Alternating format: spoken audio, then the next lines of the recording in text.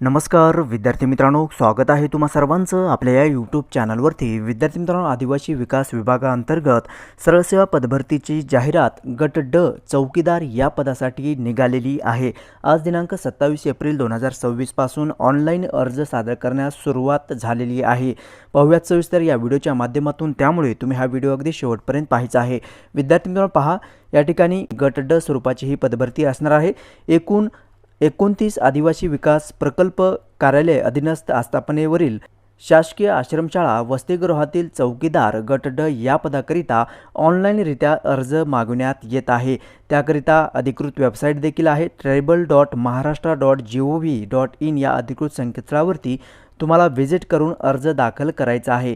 अर्ज दिनांक 27/4/2026 पासून सुरुवात झालेली आहे आणि 18/5/2026 ही शेवटची तारीख असणार आहे ऑनलाईन अर्ज दाखल करण्यासाठीची। कॅटेगरी वाईज जागा देखील या ठिकाणी तुम्ही पाहू शकता।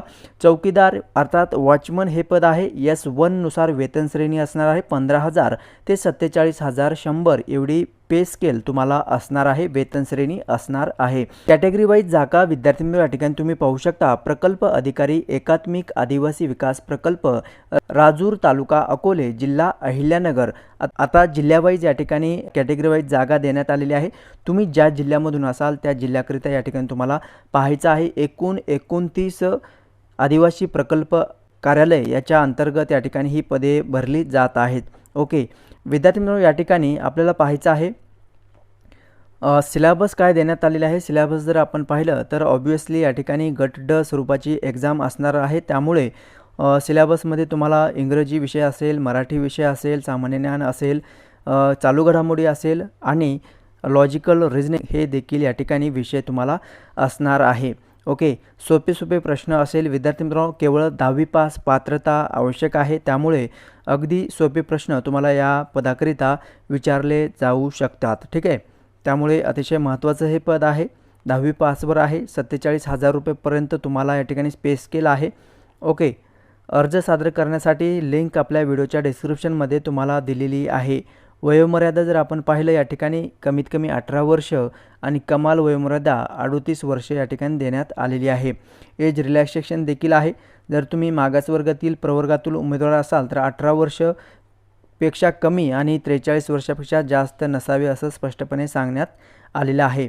ओके, आता अर्हता आपण या ठिकाणी तुम्ही पाहू शकता 1/4/2026 रोजी विहित शैक्षणिक अर्हता म्हणजे 10वी तुमची उत्तीर्ण असणे आवश्यक असणार आहे 1/4/2026 पर्यंत।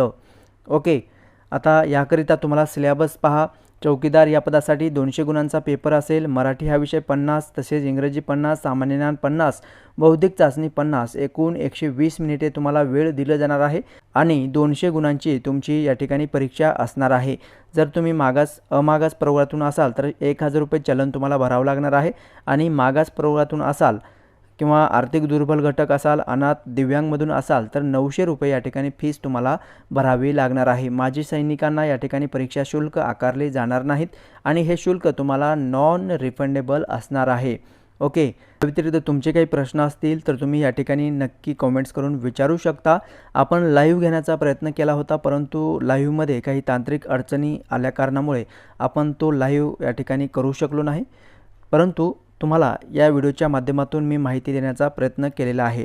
ओके, तेव्हा भेटूयात पुढील अपडेट घेऊन नवीन व्हिडिओच्या माध्यमातून। धन्यवाद।